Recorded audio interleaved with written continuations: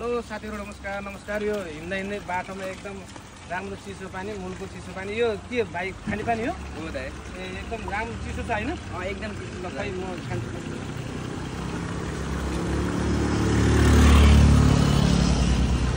आहा राम्रो पानी रहेछ साथीहरु। यो त हिँड्दा हिँड्दै बाटोमा चाहिँ यसो बाटोको छेउमा त यति राम्रो चाहिँ पिच बाटोको छेउमा यो चाहिँ यसो मुलको चिसो पानी।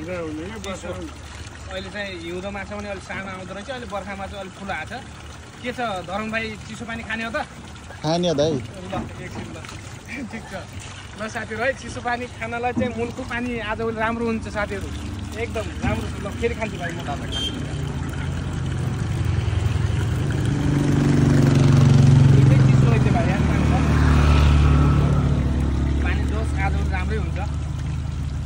तर हामी मुलको चिसो पानी खाएर खोलाको हल्का अगाडिबाट हामी चाहिँ अब यो चाहिँ एकदम यहाँ धाराहरू छ, एकदम राम्रो। अहिले चाहिँ यो बर्खायाममा नुहाउनुलाई पनि अति उत्तम यहाँ चाहिँ आएर हेर्नुहोस् है। भर्खरै हामी चाहिँ चिसो पानी खाएर आइयो होइन भाइ? कति मिठो थियो पानी चिसो? मिठो ए ल आजभोलि मुलको चिसो पानी एकदम चाहिँ फ्रिजमा राखेर जस्तै हुँदो रहेछ। अब हामी चाहिँ अर्को सेसनमा चाहिँ अब यहाँ खोलाको छेउमा तपाईँको पानीपुरी खान जाँदैछ है। ल ल दिदीलाई पानीपुरी ट्याक्कै कस्तो राम्रै बन्छ दिदी? ल लाज नमान्नुहोस् होइन। हामी पानीपुरी एउटा सानो चाहिँ भलक जस्तै गराउँछु तपाईँको। अब यो पानीपुरी ठिक छ नि? 1 प्लेट जस्तो गराउँ न है दिदी। ल खट्टो पिरो हल्का कम राखेर ट्याक्कै पारेर गराउनुहोस्। ल राम्रो तरिकाको खोलाको छेउमा ट्याक्कै यो चाहिँ शीतल त छ।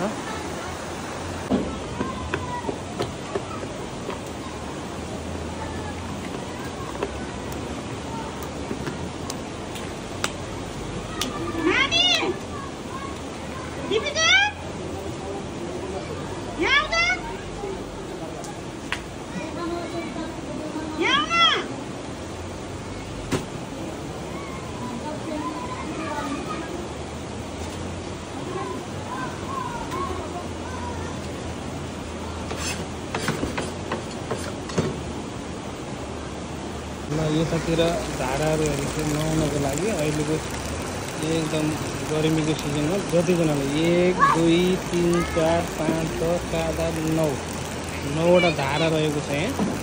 यता तल जति कपडा धोयो पनि एकदम जासँग यहाँ चाहिँ नुहाउन सकिन्छ। साथीहरु यस्तो राम्रो छ पोखरामा खान पारेको। यो चाहिँ